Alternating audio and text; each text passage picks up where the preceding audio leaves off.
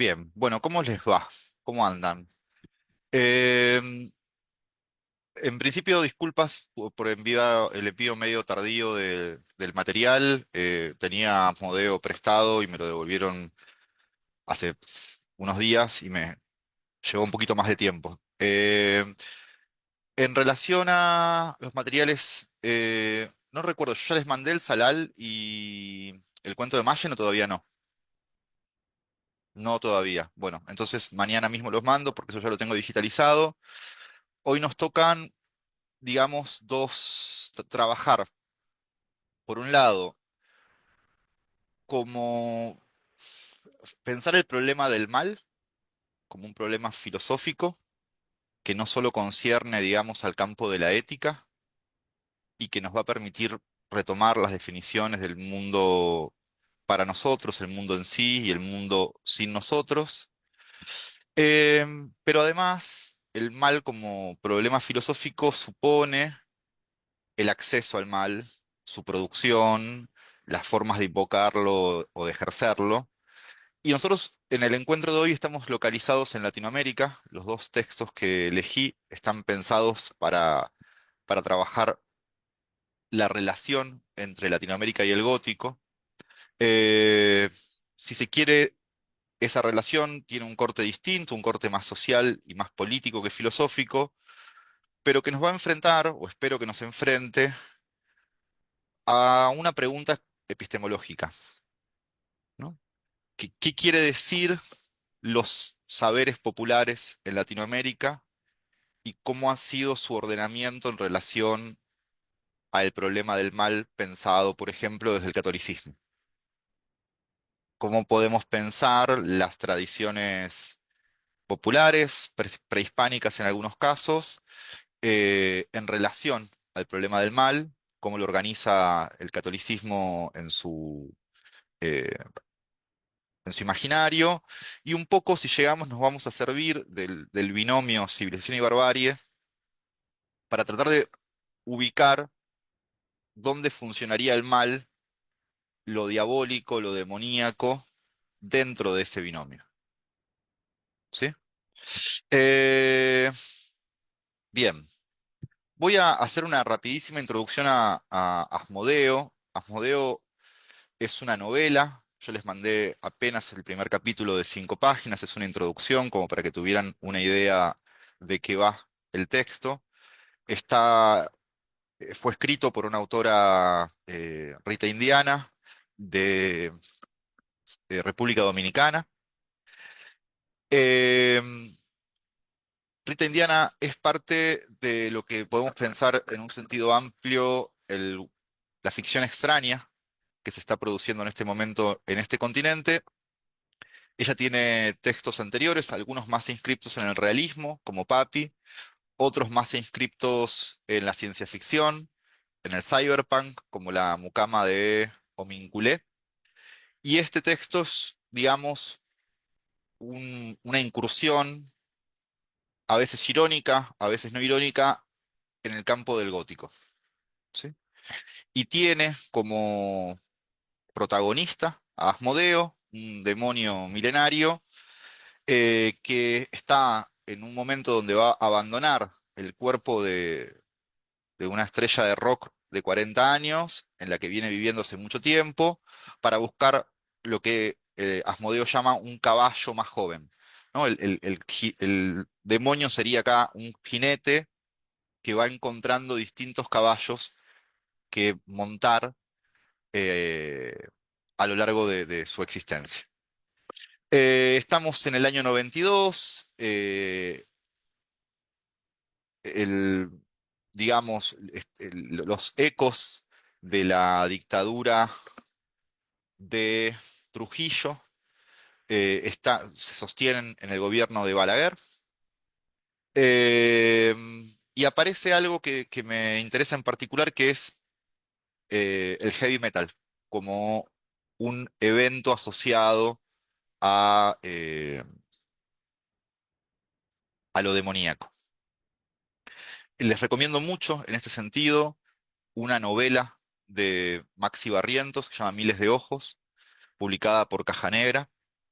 que trabaja también la relación del black metal con el Weir y con las entidades sobrenaturales. Y también un cuento que descubrí en estos días que se llama La Tercera Transformación, también de Maxi Barrientos, que se publicó en una antología llamada Mundo Weir por Olobionte, que el curador, digamos, fue Ramiro Sanchís. Entonces, en principio de ese texto, lo que me interesaba es mostrar un poco la recombinación que hace Rita Indiana de aspectos tradicionales eh, de la cultura del Caribe con aspectos muy contemporáneos, como puede ser la música rock. Y esto es una de las características de lo que está pasando en Latinoamérica en este momento, en distintas autoras y distintos autores, que son autores, digamos, post cine de terror de los años 80 y 90, post eh, Black Sabbath, y que van a intentar combinar eh, sus tradiciones literarias, pero también sus tradiciones populares, la circulación de la creencia popular que circula muchas veces de boca en boca, y incluso la tradición más pulp, en el caso de Barrientos, con un uso de Lovecraft muy bueno, y en el caso de Rita Indiana, Asmodeo, que es un demonio más bien del catolicismo, digamos, o en el ámbito más imaginario de la cultura occidental. Entonces, lo que nos toca pensar en relación al mal es la figura del demonio, en términos históricos y en términos filosóficos. Ahí Tucker va a hacer una especie de periodización, donde él va a decir, bueno, el demonio clásico, lo que podemos pensar como el demonio clásico, es un demonio que está junto a nosotros, junto a las personas, y que funciona tanto como una ayuda y un obstáculo al mismo tiempo. En este sentido, Asmodeo, el Asmodeo de Rita Indiana, es un demonio clásico, ¿no? Si ustedes leen la novela, que se las recomiendo, van a ver que hay algo en Asmodeo de haberlo ayudado a su caballo envejecido a hacer su carrera, a componer sus letras, a hacer su música, a cambio de la vida de excesos que le permite ese cuerpo. Entonces, no se comporta de una forma externa, sino interior, que es una posición muy ambigua entre lo benigno, ¿no? La colaboración y el obstáculo.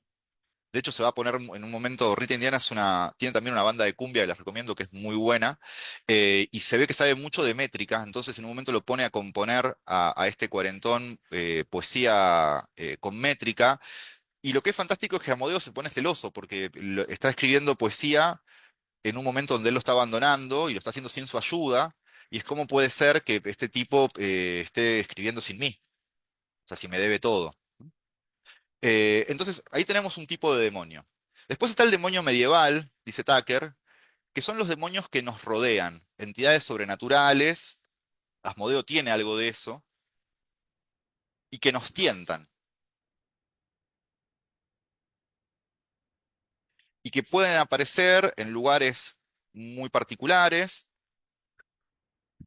Sus manifestaciones, por ejemplo, si uno repasa las actas de Inquisición, una tarea muy Foucaultiana, si se quiere, percibe que, por ejemplo, un niño, el nacimiento de siameses, era la manifestación de una relación sexual de esa mujer con un demonio.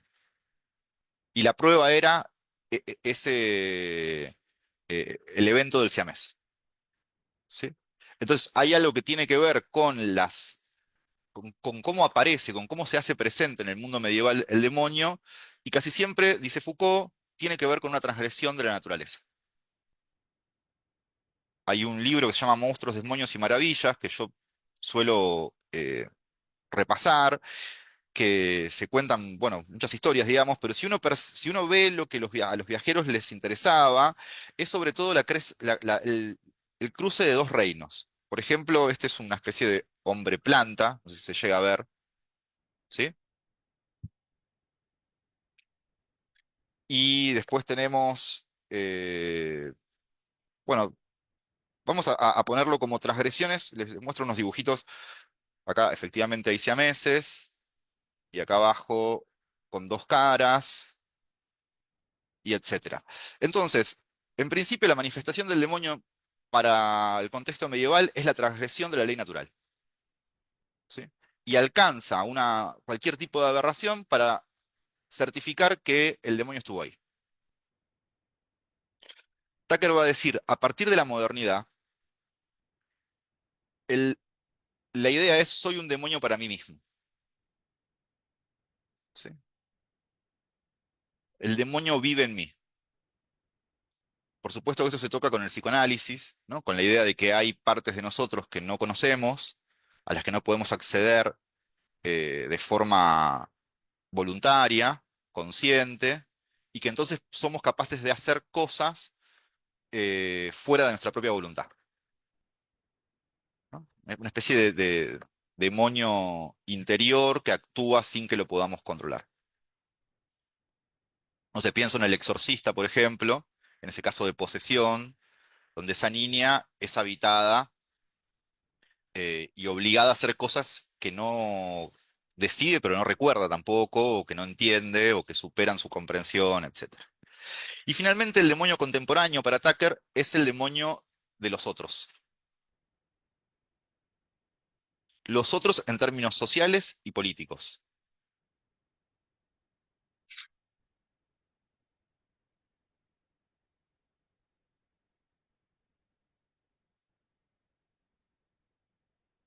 Que en algún punto es como la especie una especie de guerra santa light, digamos, ¿no? Porque el otro no es necesariamente otra nación, otro país, puede ser el otro. En este cuento que les contaba de Maxi Barrientos, La Tercera Transformación, cuenta la historia de dos amigos en algún lugar de Bolivia que escuchan black metal y que para esa comunidad, esos dos chicos que escuchan black metal son el demonio, o están en ese trato, digamos, porque hay un otro cultural ilegible que lleva ahí.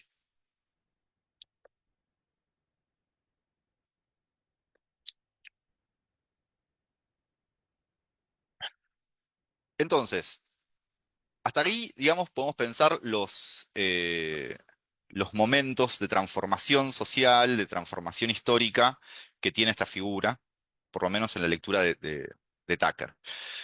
Después podemos pensar la figura del demonio de acuerdo a determinadas tradiciones. Tucker, Tucker va a proponer tres tradiciones. Una es el satanismo, la otra es el paganismo, y habría una tercera que él llama eh, el pesimismo cósmico, ¿sí? Que tienen que ver con distintas formas de encuadrar lo que sería un demonio. Entonces, dentro del satanismo, el demonio es un concepto religioso y político que muchas veces sirve para representar agencias no humanas, que actúa contra lo humano, es decir, actúa contra el mundo para nosotros. Es lo que hace difícil que habitemos el mundo, ¿sí? Tucker va a proponer que vivimos en una época post-secular y que los temas de religión, teología y mística están volviendo a entrar a la discusión, a la escena, pero de formas muy oblicuas, no directas. Y que, por ejemplo, en países nórdicos el black metal sirvió para que toda una subcultura vuelva a traer al imaginario social demonios, pactos demoníacos, etcétera. Como que, bueno, en realidad lo que propone Tucker es que aparece como una especie de inversión de, de contrarreligión del catolicismo. Tiene sus propios rituales, sus propios textos, sus propios símbolos, y, digamos, el signo de esta inversión sería la misa negra, que es una cosa que, o sea, que toma como modelo la misa católica y la invierte, digamos. ¿Sí? Dentro de este ámbito, pensaría yo que aparece o reaparece conceptos de magia negra y de brujería casi de forma estética, o una mezcla de práctica estética y práctica religiosa al mismo tiempo, ¿no? Uno puede ver simbología satanista en la tapa de cualquier disco de black metal sueco o noruego, ¿sí? Entonces hay una estetización que para Tucker empieza en Baudelaire. El primero, dice Tucker, o uno de los primeros en pensar el satanismo en términos estéticos es Baudelaire,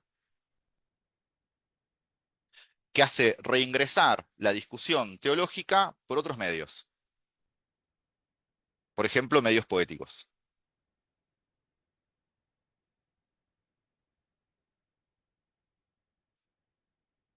Y después, acá habría una especie de puente.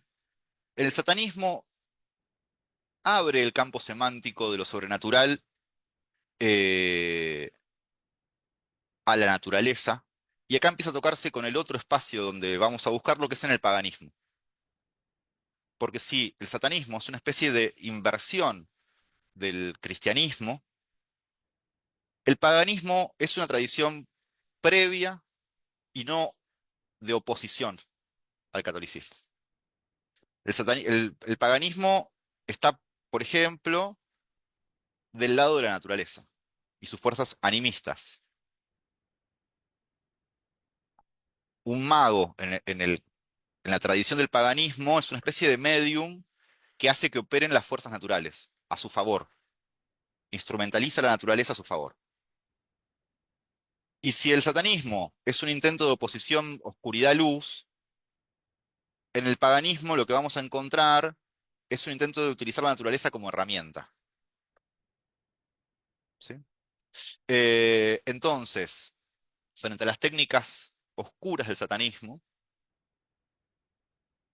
la magia del paganismo reúne una serie de conocimientos, teorías y prácticas que crecen y se desarrollan por fuera de la tradición cristiana,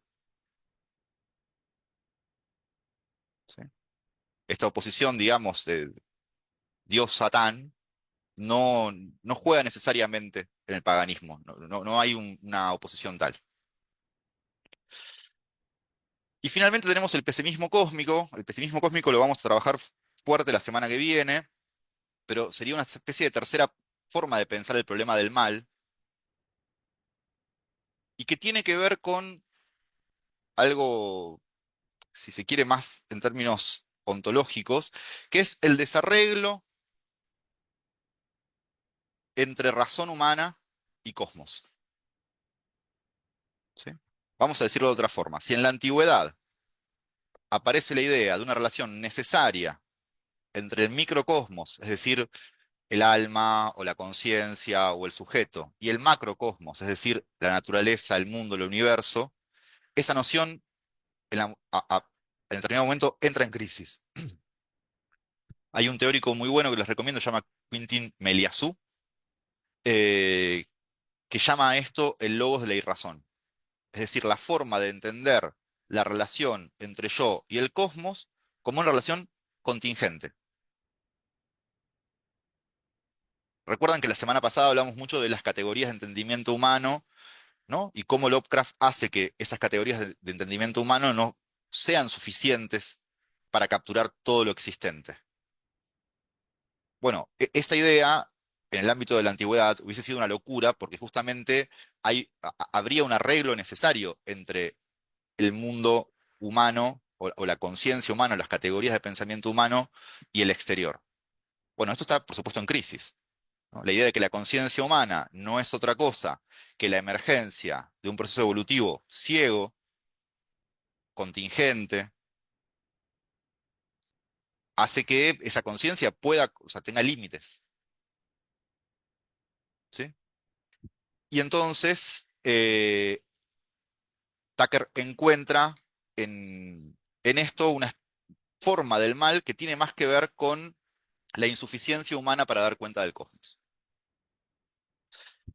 Y entonces Tucker retoma Lovecraft y lo cita y dice, la incapacidad de la mente humana para relacionarse entre sí, para relacionar entre sí todo lo que hay en ella, ¿sí? O sea, la imposibilidad de tener una especie de totalidad, porque la unión de esos disociados conocimientos nos abrirían a la realidad y a la endeble posición que en ella ocupamos. Perspectivas tan terribles que enloqueceremos ante la revelación. Es decir, si pudiéramos realmente capturar la totalidad, para Lovecraft enloqueceríamos. Nos salva de la locura justamente la fragmentación.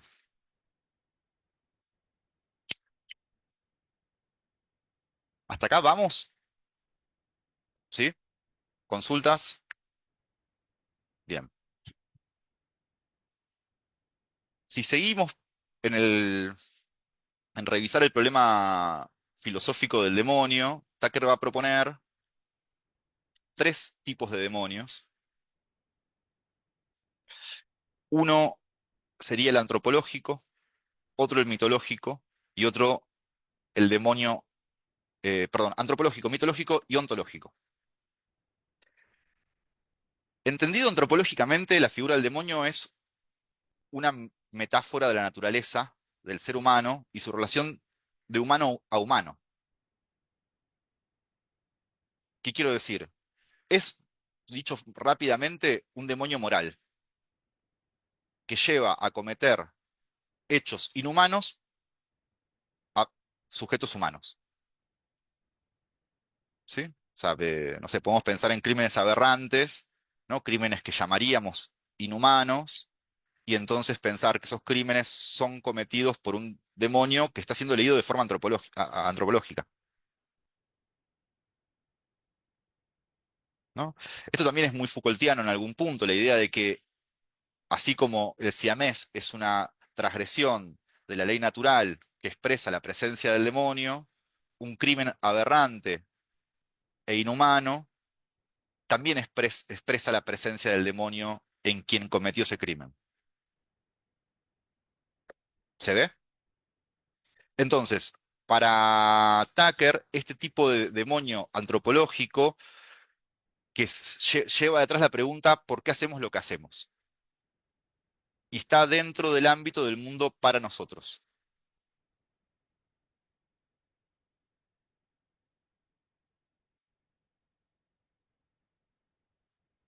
En cambio, el demonio mitológico es un demonio que pone en relación lo humano con lo no humano.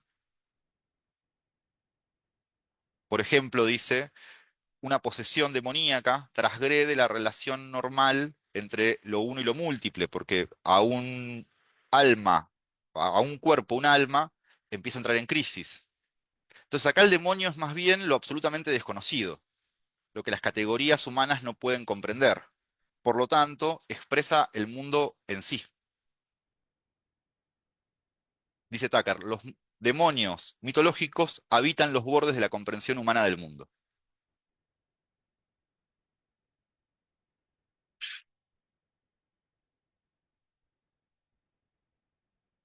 Y por último, el demonio ontológico es el demonio que se manifiesta en la naturaleza y el cosmos de formas antihumanas.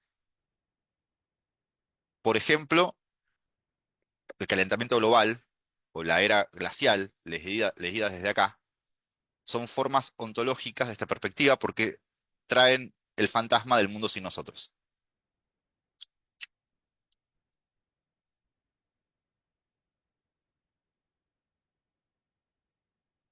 ¿Estamos bien hasta acá? Bien. Juan, Entonces, sí, perdón. perdón, ¿podrías volver al concepto de demonio ontológico? Me quedan como Sí, eh, el demonio ontológico algunas dudas. Sí, gracias. dale, es el demonio que se manifiesta en la naturaleza con fenómenos antihumanos. Es decir, es la forma en que la naturaleza le dice a nuestra especie, no hay lugar para ustedes acá, ¿no? Vamos a ponerlo de esa forma.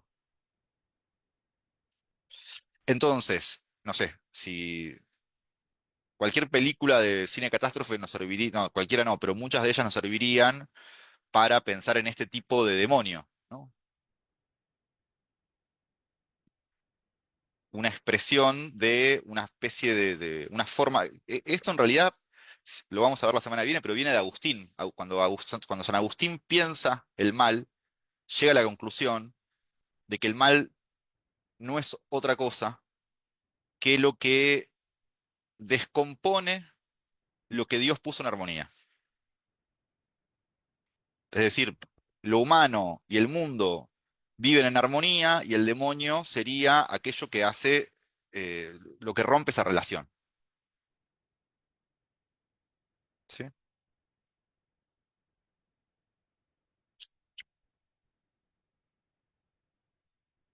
Es un demonio que si quieren, o sea, si lo ponemos en términos materialistas, ni siquiera necesita de una agencia. Vamos a ponerlo de otra forma. La entropía es una forma del mal para Agustín. La simple tendencia del sistema a desarreglarse y por lo tanto a descomponerse y por lo tanto a hacer a descomponer aquello que permitió la vida, y primero la vida y después la vida humana, sería ya una forma de mal no agencial. ¿Sí? Y entonces, hecho este repaso sobre Tucker y sus categorías y sus formas de ordenamiento del problema, eh, me interesa ir al cuento de Lily Colanzi, La Ola, porque sobre todo porque empieza con una ola de suicidios, en la cual es un evento muy ambiguo cuando intentamos inscribirlo en el realismo o en lo sobrenatural, ¿no? Dice en algún momento el narrador, la ciudad estaba poseída por una vibración extraña, ¿no? Y nosotros sabemos que las olas de suicidio existen y que existen como fenómenos sociales, no como fenómenos sobrenaturales. Ahora, en el cuento tienen una especie de resonancia ambigua, difícil de escribir en uno u otro campo. ¿Sí?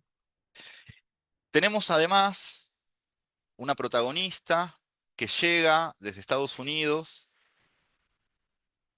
a Bolivia porque su padre, no me acuerdo, acaba de morir o está enfermo.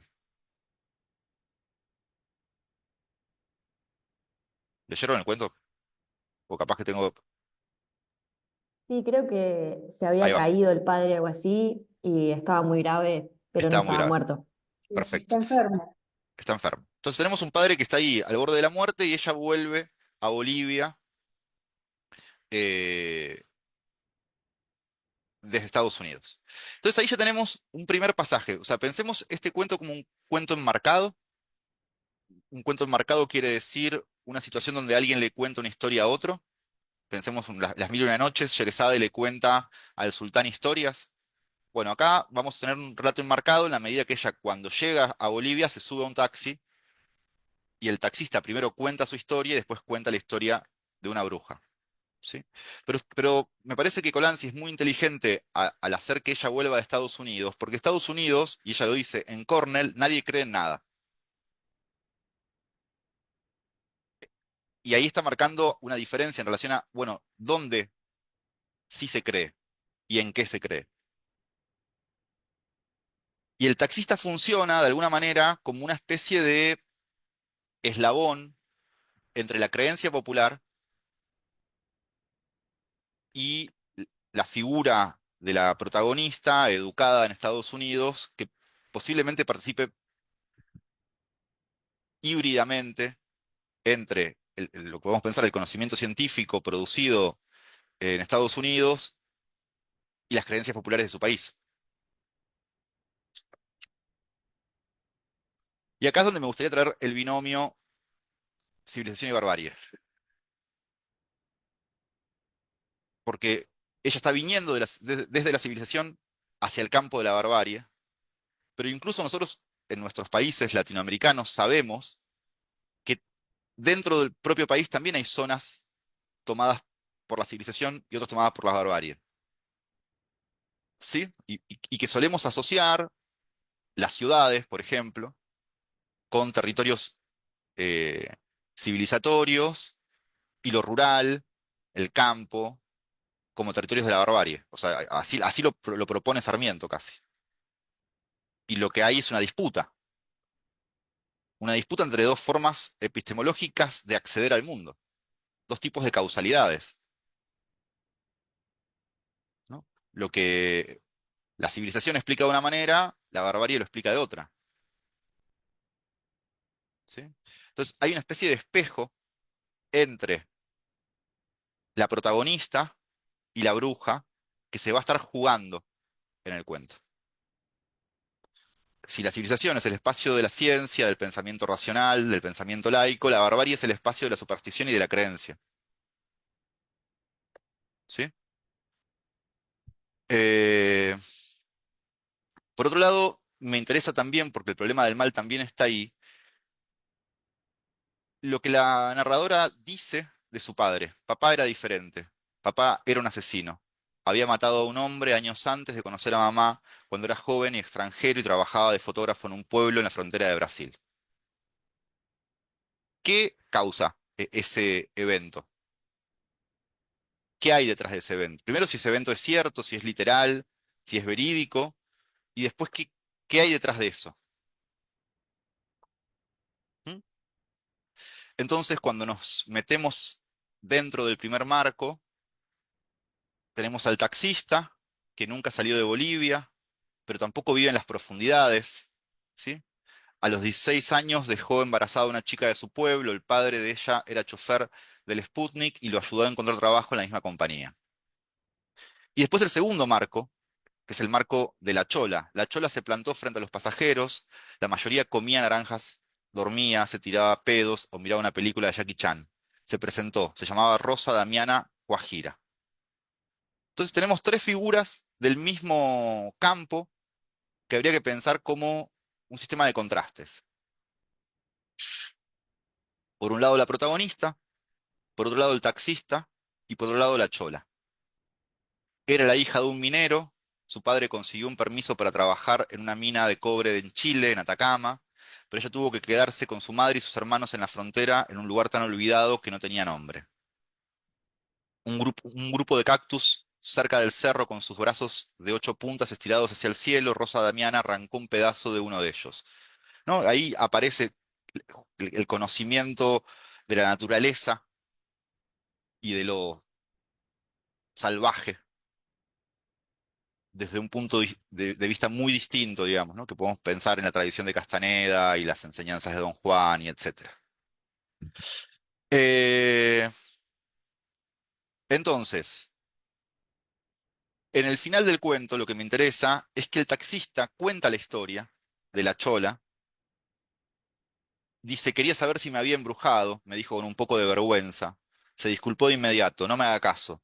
Solo los indios creen en esas cosas. A veces no me doy cuenta ni de lo que estoy hablando. Entonces el taxista trae la historia, trae una historia oral, trae una creencia y una posibilidad, pero él mismo la descarta no por su propia convicción, sino por quién lo está escuchando. ¿Sí? Y ahí es donde se ve la tensión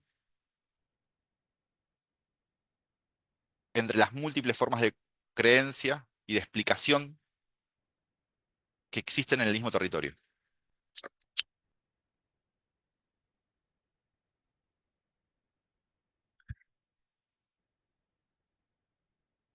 Entonces, si en el gótico clásico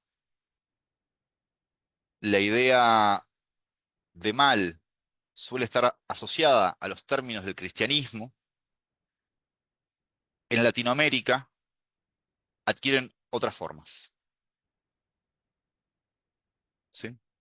Eh, quiero leerles un fragmento de un autor también caribeño, cubano de hecho, que se llama Eric Mota, que él trabaja en el campo del cyberpunk, pero tiene una historia muy particular. Él estudió física en Cuba, pero su abuela era santera, es decir, de la religión yoruba. Y dice, por ejemplo, el espiritismo, que es muy común en Cuba, en la parte oriental de la isla, y que proviene de creencias que son europeas, pero existe una zona de Oriente donde hay mucha descendencia indígena y donde se hace ese tipo de ceremonias espirituales. Pero ya no se hace con crucifijos, ni con velas, ni con vasos de agua, como suele hacerse en el rito europeo, sino que acá las personas empiezan a bailar y a tomarse de las manos como un rito indígena. Y en esa cultura criolla tan mezclada, no quedaba claro cuál de los esclavos era un sacerdote de casta yoruba y cuál era un hechicero perseguido, porque las cadenas hermanan y en la esclavitud empezó a ser todo parte de lo mismo. Entonces, lo que percibe Mota es que en principio las tradiciones africanas y ¿no? que trae la esclavitud y las tradiciones indígenas de Latinoamérica se sincretizan. Y después hay un tercer movimiento. Les voy a leer una cita, es, los grandes antropólogos que han estudiado Cuba siempre dicen que acá tenemos un sincretismo religioso. Yo no estoy de acuerdo con eso. Todas las investigaciones que he hecho para mis textos me apuntan a decir que en Cuba hay muchas religiones que han quedado en su estado más puro. Al menos todo lo puro que puede quedar algo después de tantos años y han quedado así por razones de colonialismo y prejuicio y racismo. Estas religiones han tenido que ocultarse tras una religión oficial. Todo el mundo considera que la religión afrocubana es un sincretismo con la religión católica y tal vez haya algunos detallitos de eso. Los guabalbos, por ejemplo, que son los grandes sacerdotes de la fe yoruba, necesitan ser bautizados por la Iglesia Católica. Pero fuera de eso, y de que el panteón yoruba es un panteón monoteísta, yo creo que la religión yoruba está mucho más cerca de sus orígenes nigerianos que la religión católica. Lo que sucede es que los esclavos primero y los libertos después fueron perseguidos por su fe y necesitaban decir, lo que tengo aquí no es Babalú Ayé, lo que tengo aquí es Lázaro, porque había una persecución religiosa. Suele confundir al investigador, que generalmente es blanco y ha tenido un doctorado en una universidad europea. Casi siempre anglosajón, cuando se acerca a esto, dice sincretismo religioso. Entonces, lo que propone Mota es algo muy extraordinario, que es en realidad lo que desde Europa se ve como sincretismo, pues simplemente una estrategia de supervivencia. Es de qué forma enmascaro mi creencia de tal forma que me sea permitido ejercerla. ¿Se ve? Entonces, a partir de esta lectura, estos puntos de contacto, ¿no? Pensemos, volvamos a la diferenciación que hace Tucker entre satanismo y paganismo. ¿Sí? El satanismo necesita del catolicismo porque es su inversión. El paganismo no necesita del catolicismo porque es anterior y autónomo. En el caso de las religiones afrocaribeñas en principio, e incluso en otras zonas de Latinoamérica, la relación entre catolicismo y ese tipo de creencias nace de un evento muy espurio, que es la persecución de toda creencia que no fuera católica. Por lo tanto, no es tan fácil decir que existe sincretismo. ¿Sí? Y yo creería que es más nítido ubicar ese tipo de religiones y de creencia popular dentro del marco del paganismo o cerca del marco del paganismo, más que dentro del marco de el sincretismo con el catolicismo. ¿Hasta ahí vamos? Entonces, el problema del mal en Latinoamérica tiene otros rasgos.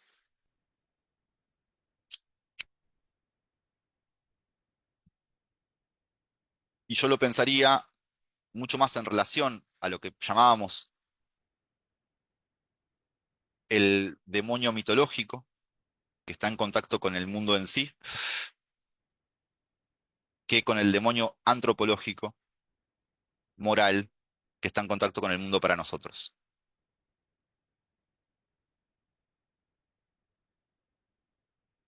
¿Mm?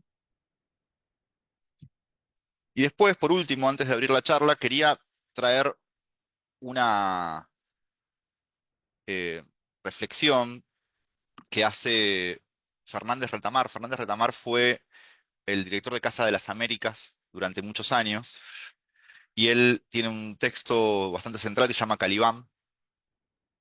eh, y ahí trabaja una serie de cuestiones que me interesan. En principio, Retamar empieza preguntándose cómo Europa ha mirado Latinoamérica.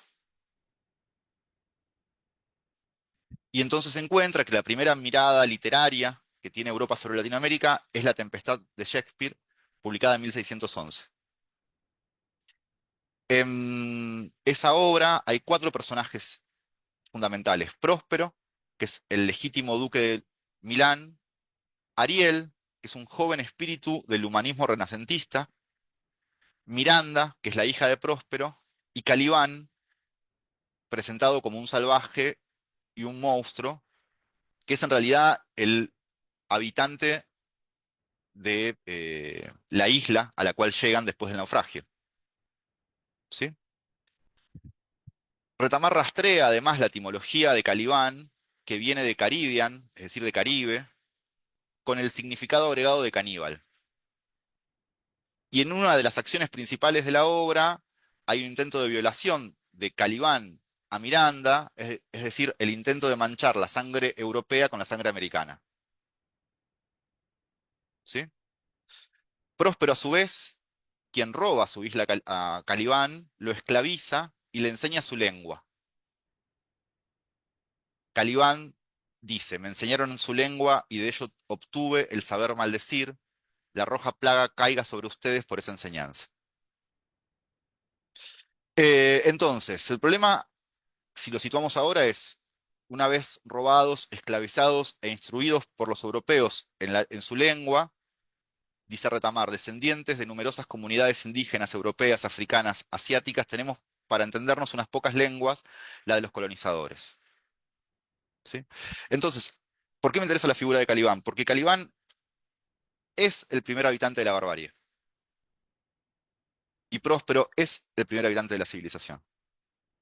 Estas dos formas de cultura y de comprender Latinoamérica están desde la primera representación europea, después retomada por Sarmiento. De hecho, Ariel, el espíritu humanista que está circulando en la obra, es, por supuesto, el humanismo europeo que se enfrenta al monstruo latinoamericano. ¿Sí?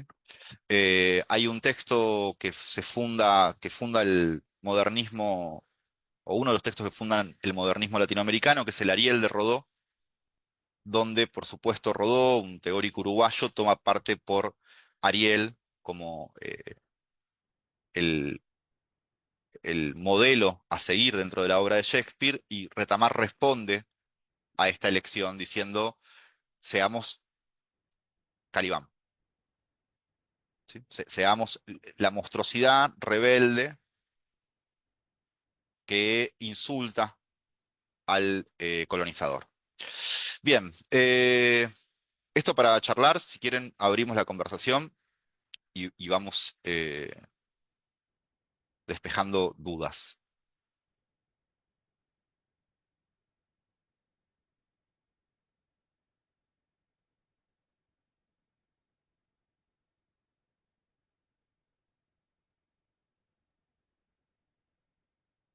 En principio, ¿leyeron los cuentos? ¿Qué les parecieron? El cuento y el capítulo. ¿Conocían a los autores, a las autoras?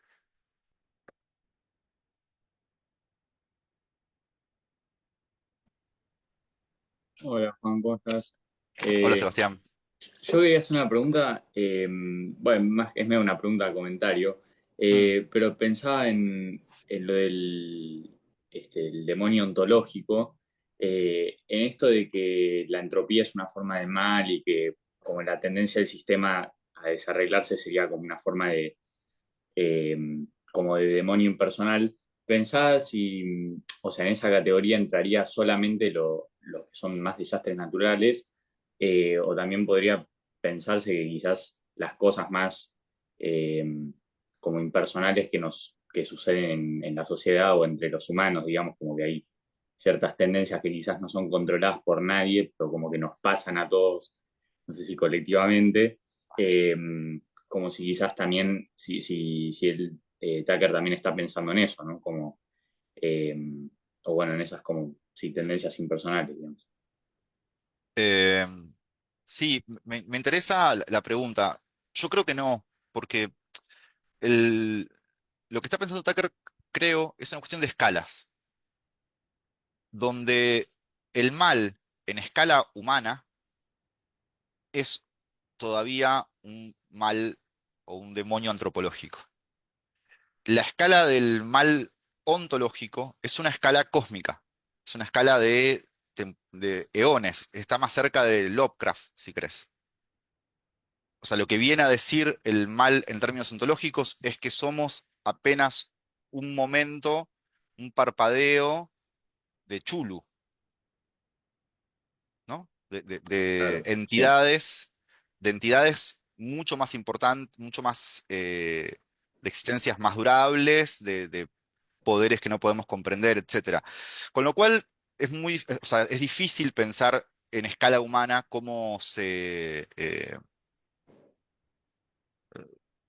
o sea, cómo podríamos acceder a esa confrontación de lo cósmico sin enloquecer. claro. Sí, sí, o sea, como que tiene que ver más con, eh, o sea, lo que sucede más allá de los humanos que con el hecho de que sea impersonal en sí, ¿no? Exacto. Ahí, si podemos pensar, por ejemplo, en la ola de suicidios del comienzo del cuento de Colanzi, ahí Ujú. creo que hay si se quiere, digamos, estaría este momento intermedio del mal en términos mitológicos, digamos, ¿no? De algo del Claro, mundo en sí se hace presente en forma de ola de suicidios, pero a lo cual no podemos acceder directamente, digamos. A- a- claro, perfecto. en ese nivel sí me parece que hay un poco más de juego. Claro, sí, sí, sería, o sea, es como otra escala.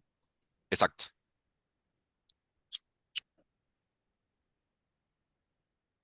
Disculpe si te interrumpí. ¿Qué tal, Juan? ¿Cómo va? Hola, Ezequiel. Eh, yo me quedaba pensando un poco, buscaba como ejemplos o qué podía referenciarme, y en base a lo que hablaban recién ontológico, no estoy seguro si va de alguna manera lindando con eso, pero pensaba, por ejemplo, el efecto que produjo ver o me produjo ver Melancolía de Lars von Trier, que más allá que había algo de lo comprensible también, por eso digo linda, en que no uno Mm, puede imaginarse que es un planeta y demás, hay algo de lo razonable, pero hay algo, me parece, del efecto por ahí que es eso, ¿no? De algo inconmensurable que pareciera que no somos nada ante eso.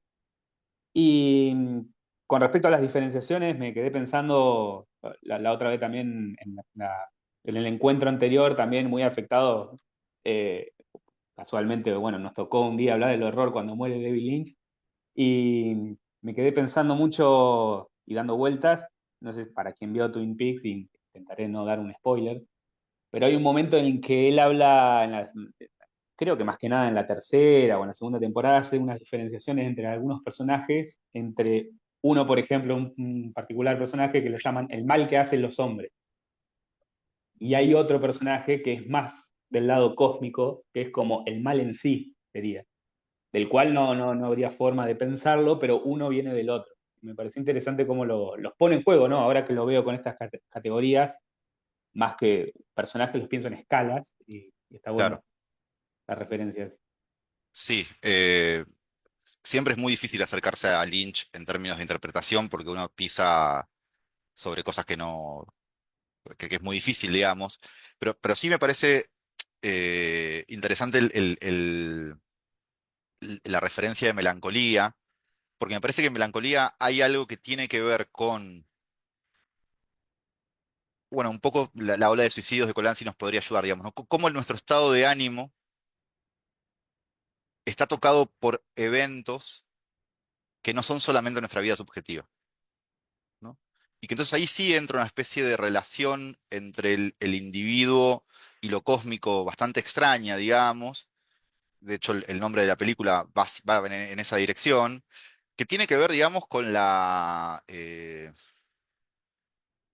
bueno, con este demonio que vive dentro nuestro, pero al mismo tiempo es un demonio de escalas inconmensurables. Para ponerlo en otros términos, los personajes de Lovecraft se vuelven locos frente cuando enfrentan una entidad para la cual no tienen categorías de pensamiento, ¿no? Bueno, los personajes de Von Trier no se vuelven locos, pero entran en una especie de zona de su estado de ánimo muy particular al enfrentarse a algo que no pueden pensar, digamos. Decíamos que Tucker define el horror de la filosofía como el pensamiento de lo impensable, ¿no? Ese abismo que la filosofía no puede enfrentar y que el terror sí, básicamente porque no, no necesita llegar a ninguna conclusión. Mecha, Hola, ¿cómo va? buenas, bien. Eh, yo pensando en el cuento en la ola, ¿no? Que vos también dijiste, ella tenía un padre asesino. Ella se creía que tenía un padre asesino y eso en un momento, ese mal, digamos, a ella la protegía o la hacía sentir diferente frente a esa ola que venía, no la ola de suicidio, sino su ola interna, digamos, su ola emocional, para decirlo de una forma, ¿no? Mm, Eh, que ahí pensaba con respecto a lo que decía del demonio interior y el demonio también actual, del demonio de los otros, porque era ella, con ella misma y ella en sus relaciones sociales. Y cuando descubre que su padre en realidad era mucho más frágil y era una persona común que se hacía pis y que mentía, se le cae ese poder de ese mal que la protegía. Eso me quedé pensando que más allá de la historia propia de la Chola, hay otra historia de ella en el mismo cuento sí, o y sea, que también.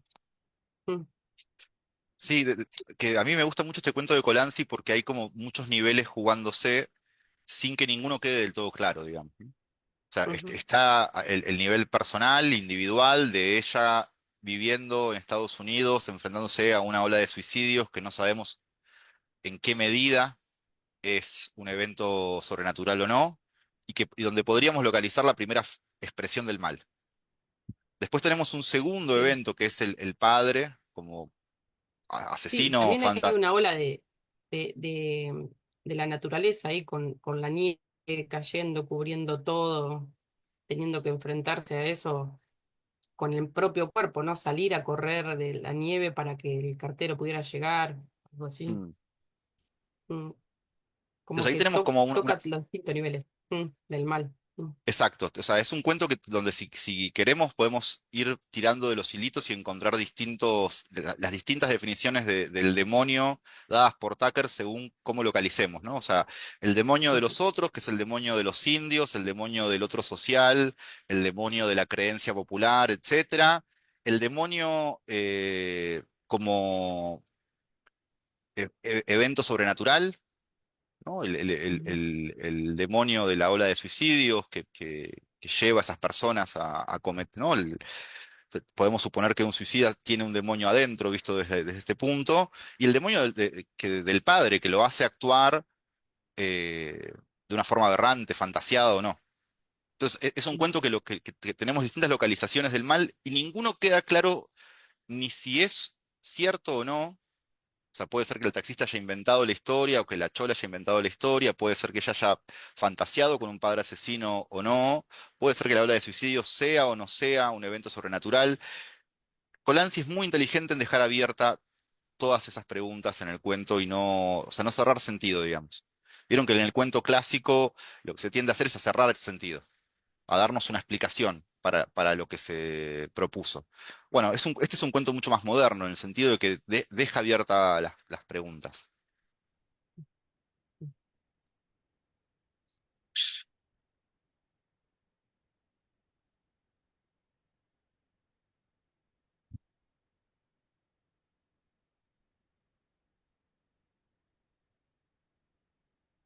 Sol.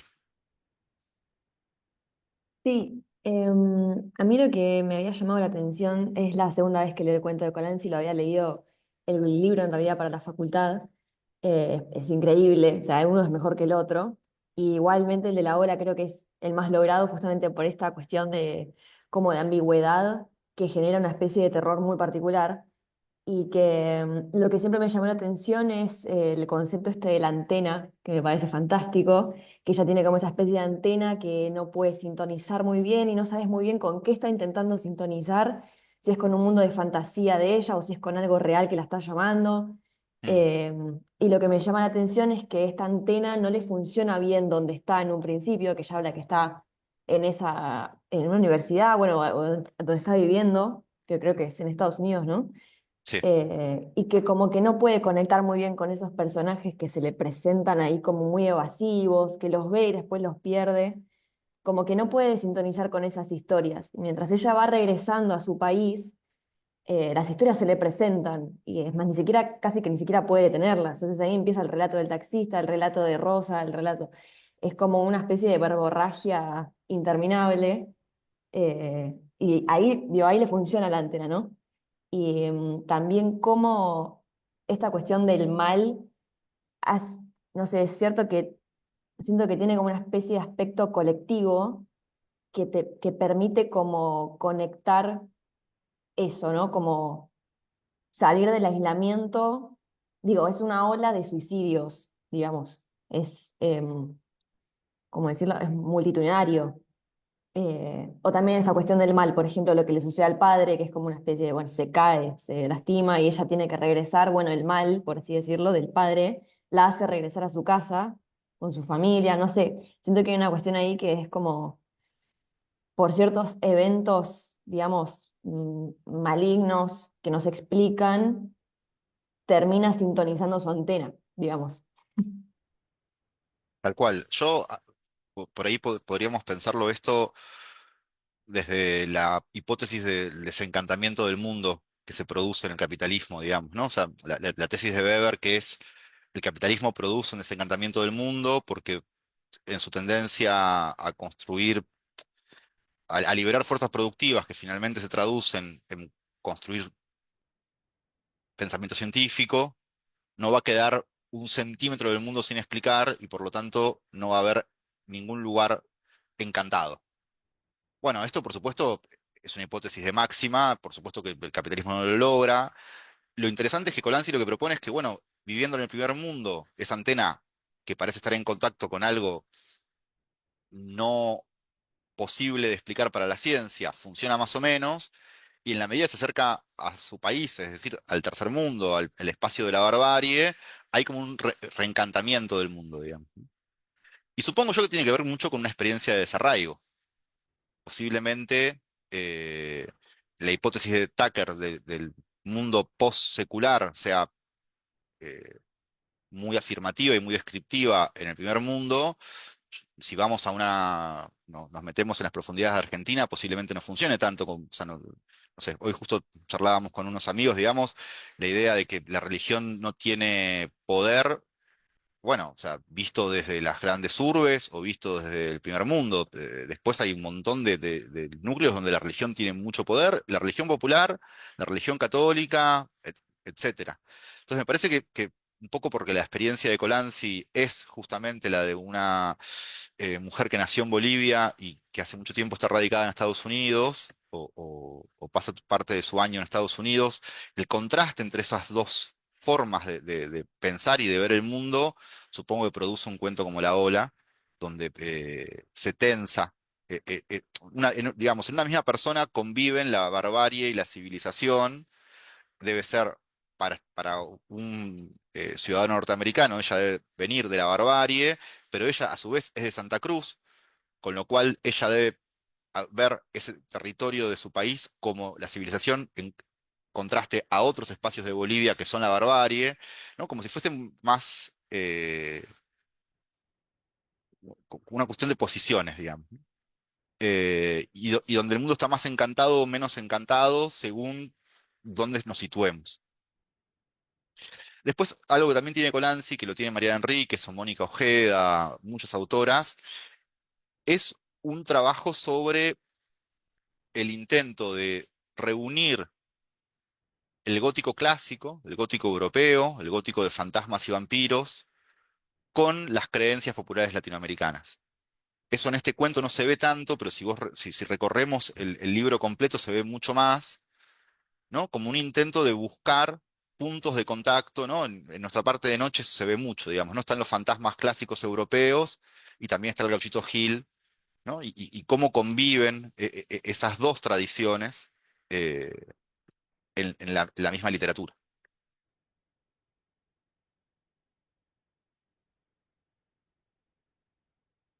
No sé si está el Gauchito Gil. Hay un santo popular, pero me parece que es otro, ¿no? Bueno, en cualquier caso, un santo popular. Está la muerte. Sale la muerte, ahí está.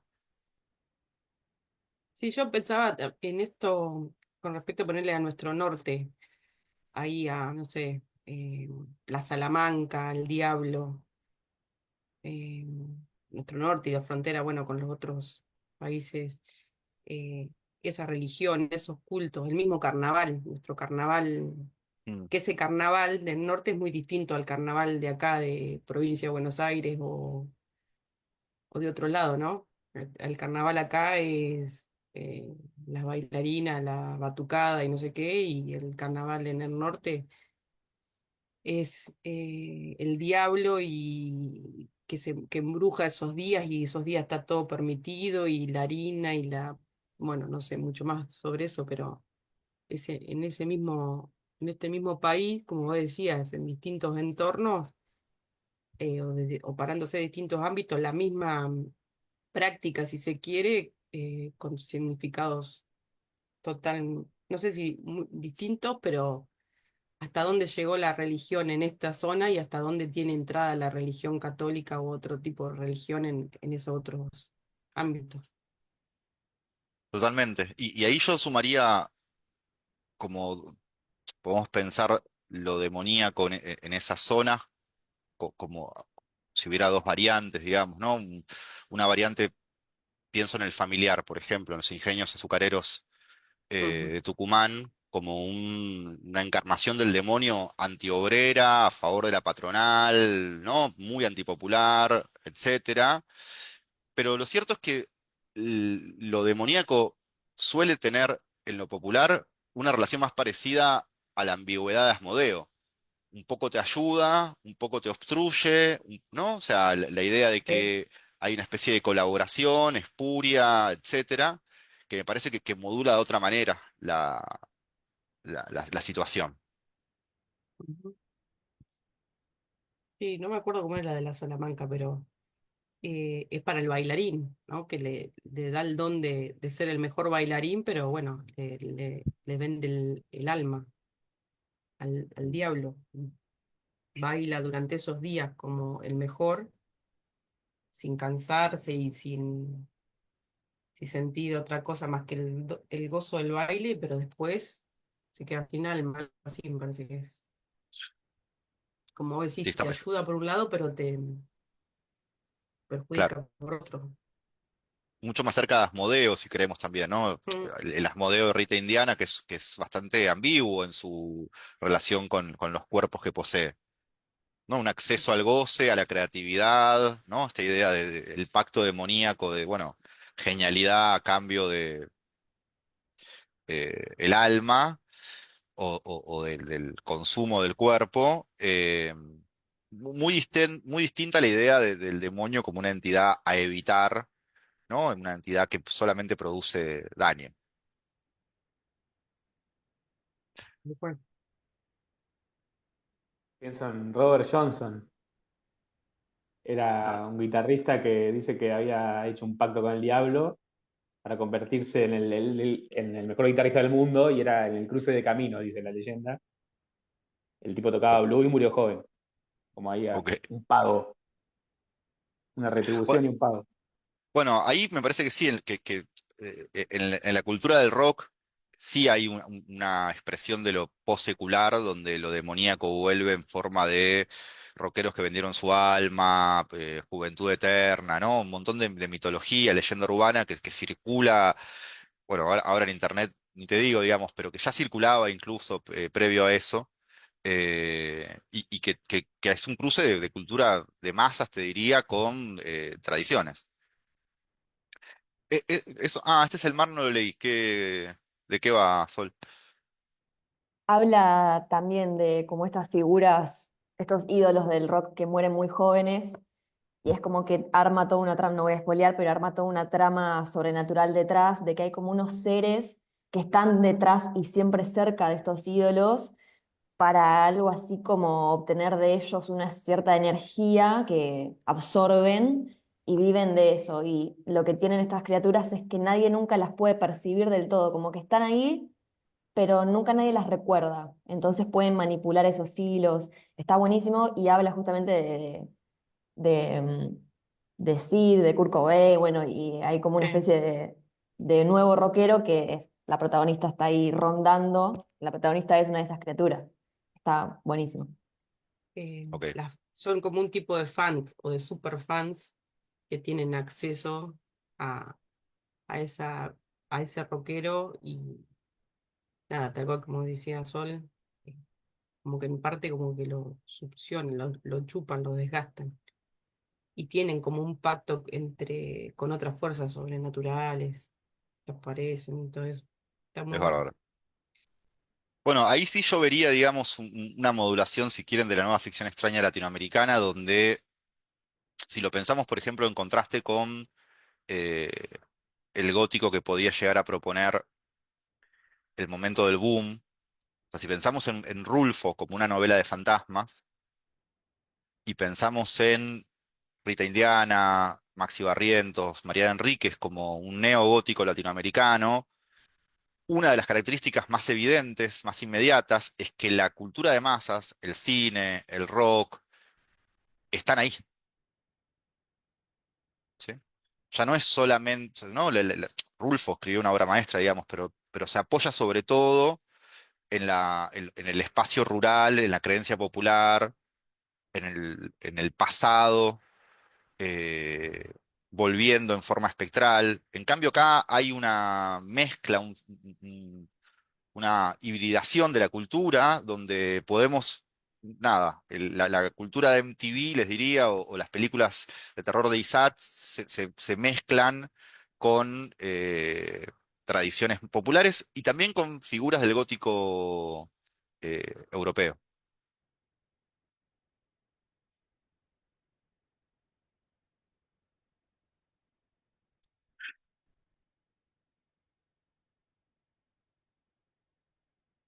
O sea, pienso también, me quedé pensando, no sé, en una figura como Stephen King, que vino a cambiar el terror en los años 80, digamos, y que por supuesto se escribe después de King, ¿no? El neogótico latinoamericano, no digo que sea deudor, digamos, pero sí hay una sombra ahí muy fuerte que es esa renovación del género que propone King en Estados Unidos. Y también creo, ¿no? Porque King también toma el mal desde otro lado, no es ese mal secular o de la religión, sino el mal de cualquier persona, de, de este asesino, secuestrador o lo que sea, que lucha contra sí mismo o termina haciendo lo que realmente quiere. Eh, no sé cómo decirlo, pero es distinto a ese mal o a ese terror. Anterior cuando, como decía, como Rulfo, que el fantasma estaba más relacionado con una muerte que podía haber sido por violencia o lo que sea, y no porque puede ser un fantasma porque es una fuerza sobrenatural, nada más. Sí, yo pensaría que King está en el ámbito el mal antropológico, ¿no? En el Mm. sentido de, bueno, esto también lo tiene María Enríquez, digamos, ¿no? O sea, que pueden tomar una noticia, creo que es El niño sucio, que está inspirado en un caso de asesinato ritual de un niño, y entonces toma eso lo trabaja, digamos, desde la ficción, pero como si la realidad fuera una especie de resto diurno de la ficción, donde los elementos se desplazan, pero son reconocibles, y que tiene que ver con actos inhumanos. Eh, y yo diría que, bueno, lo vamos a ver mejor la semana que viene, digamos, pero Thomas Ligotti también en la misma, en la segunda mitad del siglo XX, está trabajando con un mal mucho más Lovecraftiano, digamos. mucho más de la naturaleza, de lo cósmico, de la escala inhumana. Y entonces ahí yo diría que hay casi como dos variantes, ¿no? Del terror antropológico y el terror ontológico como dos grandes tradiciones para pensar. A mí lo que me interesaba de Colanzi es que está trabajando como con todos al mismo tiempo, como una especie de pastiche de formas de mal muy inteligente. Ahí, Sofía, habías levantado la mano. Ah, sí, pero era para hacer un comentario de King, que, bueno, en King también veo el terror en Maine, ¿no? En como toda la ciudad y algo medio a lo Faulkner, si bien son géneros súper distintos, como donde la ciudad, donde el Estado es un personaje más y acaso esa ciudad sea el demonio en sí, pero bueno, nada, justo habíamos cambiado de tema. Sí, o sea, yo pienso King, también pienso en Cliff Barker, que es otra gran renovación del género de los 80 y bueno, ¿no? El terror urbano, el terror que se sirve de la ciudad, el terror que piensa en los demonios con los que convivimos en las ciudades, y otro terror que pone el mal o el monstruo en el afuera, digamos, ¿no? En los espacios rurales, en los espacios eh, menos habitados, etcétera. Eh, y entonces ahí, igual King tiene un poco y un poco, por momentos está en el ámbito de la ciudad y por momentos, no sé, pienso en Los Niños del Maíz, que es un cuento muy de folk horror, ¿no? O sea, una pareja se pierde, se queda en la ruta y termina en un pueblo medio rural, medio abandonado y encuentra a esos niños terribles.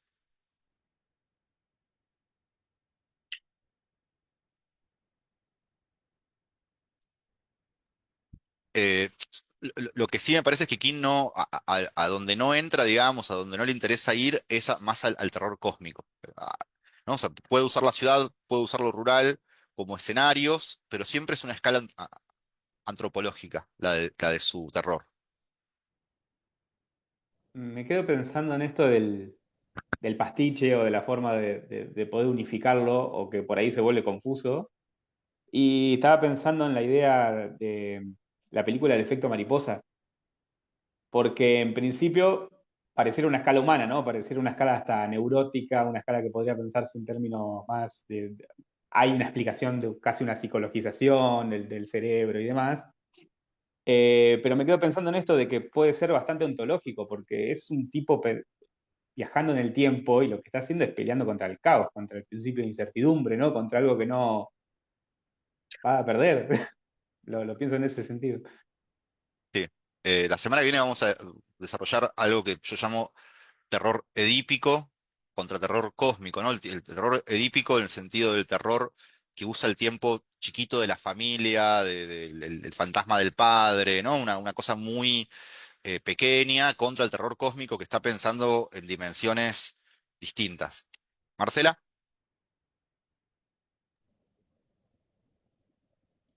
no se escucha. No, nada. Capaz que. A ver. ¿Ahí se escucha? Sí, perfecto. Bueno, lo pensaba el King en algunos relatos donde hay algo del territorio profanado, ¿no? Como una cosa media de Estados Unidos, de la matanza en la cual se crea la nación, de algunos relatos que el horror aparece en esa tierra donde están, bueno, la matanza de los indígenas. Eso aparece varias veces, ¿no? Como efectos que que traen algo del horror a las generaciones venideras, por decirlo de alguna manera. Como una especie de maldición o de deuda a pagar por la matanza. Eso también aparece bastante en él, con algunos. Sí. Y Ah, después aparece, no sé si es dentro del género de lo cósmico, pero aparecen a veces los extraterrestres, medios humanizados, como salvo en It, que es como así como un ser anterior a los tiempos, pero por ejemplo a mí me suena descolgado. cuando lo leí, ¿no? Aparece toda esa cosa de la forma que puede tomar el horror y de repente me lo explicás con la araña intergaláctica, medio que me- ¿no? Sí. Yo Me comparto. generó como demasiada explicación a, a, a cómo venía el cuento, ¿no? Como venía el relato. Yo comparto la impresión de que los finales le cuestan a Kim y que tiende a explicar un poco de más. Exacto. Eh, Sí, de, sí, de hecho, para mí, Los Niños del Maíz termina 5 páginas antes, pero por claro. supuesto, pero las premisas son muy buenas. Entonces, bueno, con alguien que tiene premisas muy buenas, lo leemos igual, Sí, digamos. sí, te lo leí igual, obviamente. Em, y sí, o sea, me parece ahí que hay algo de la. No sé, King tiene una especie de radar social muy increíble, ¿no? O sea, él escribe Rabia, que es un niño un adolescente, digamos, que termina matando a sus compañeros en el colegio, antes de que sucediera la primera eh, de las matanzas. De hecho, retira el libro de circulación porque hay algunos de los adolescentes que dicen que se inspiran en su libro, una cosa que debe ser una locura. Eh, entonces, y con respecto al cementerio indio, eso es cierto. Igual, por ejemplo, en El Resplandor, eso no está en la novela y sí está en la película. O sea, Kubrick le suma un nivel más al Overlook, ¿no? Donde King había puesto el pasado espectral que sobrevivía en el Overlook, era el pasado de la clase dominante, ociosa de los años 30, eh, acechando el presente neoliberal, el comienzo de la era neoliberal de Reagan. Bueno, lo que hace Kubrick es sumarle un nivel más, y todo eso sobre el cementerio indio, digamos, ¿no? Como, bueno, toda la historia del capitalismo norteamericano sobre la matanza de pueblos originarios. De alguna forma, de hecho, hay un chiste, digamos, que es como, bueno, Latinoamérica es un continente con muchas desgracias porque está construido sobre un cementerio indio, digamos. Hay algo de ese pasado espectral que hace que Piglia diga en algún lugar que si en el fantasma europeo es el fantasma precapitalista, ¿no? El fantasma que acecha en los castillos europeos es un fantasma de la nobleza, por eso casi todos tienen títulos nobiliarios y etcétera. El fantasma latinoamericano está en la selva, ¿no? O sea, porque lo que hay, el pasado que nos acecha o uno de los pasados que nos acechan como sociedad es el fantasma prehispánico. ¿Sol? No, pensando en King, creo que lo que sucede con King, a diferencia de los cuentos que leímos ahora, no sé si es por una diferencia entre lo estadounidense y latinoamericano, porque, bueno, faltaría leer un montón todavía para decir eso, pero yo creo que los monstruos de King se suelen alimentar del miedo. Y entonces es como que están muy divididas las fronteras entre, bueno, lo uno y lo otro, ¿no? Como que nunca hay una conciliación entre ambos mundos. Incluso en El Resplandor, que hay como una especie de, bueno, pasaje hacia el otro lado, se termina quedando del otro lado, del lado humano, del lado del chico y de la mujer. Y en cambio en estos cuentos es como si hubiera una mezcla que en vez de producir miedo, como puede producirlo King, con esos miedos tan así populares, en estos cuentos es más como una extrañeza o incluso una especie de incomodidad o de rechazo. O pienso en Colanzi también en el cuento de Chaco, por ejemplo. Hay como una unión que genera desconcierto, incomodidad y sin embargo es una misma cosa, digamos, el otro y uno. En King, en cambio, es como que son dos cosas por separado todo el tiempo. Sí, yo noto lo mismo, digamos. No sé si eso lo podría decir de la literatura de terror latinoamericana, porque me excede, digamos, pero sí hay algo de la oposición entre bien y mal que King instala como una oposición irreconciliable, que en Latinoamérica no siempre, no en todos los autores y autoras, pero parece ser mucho más ambiguo, ¿no? El mal es un territorio que también es el territorio de la creencia popular, mucho más ambiguo, más difícil más difícil de leer moralmente, digamos. Me parece que por la propia tradición latinoamericana no es tan fácil hacer una lectura moral inmediata de una novela como Asmodeo o de un cuento como La Ola. Y en King casi siempre queda claro, los buenos y los malos, quiénes son, cómo se ubican, monstruo y víctima, ¿no? Mucho más, si se quiere, más slasher, digamos, ¿no? En el cine slasher no hay ambigüedad. Uno sabe que si viene el monstruo hay que correr. No es que vamos a charlar con él y vamos a preguntarle qué cree, digamos. Tiene una motosierra, corramos.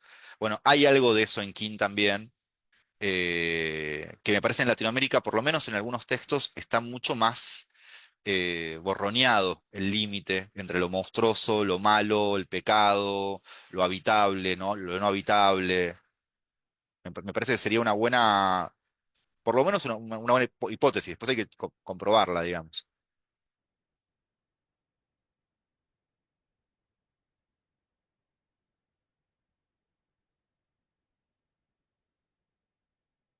Bueno, em, si no quedan más preguntas, comentarios, les agradezco un montón que con este calorazo nos hayamos juntado a hablar del mal y de Colanzi y de Rita Indiana. Mañana envío registro y materiales de lectura. Cualquier... Ahí, Nelly. No, no, Ah, eh, saludarte. perfecto. Bueno, nada, hasta el jueves que viene y gracias. Chau, chau. Gracias. Hasta el jueves que viene, Nos gracias. vemos. Gracias. Chau, chau.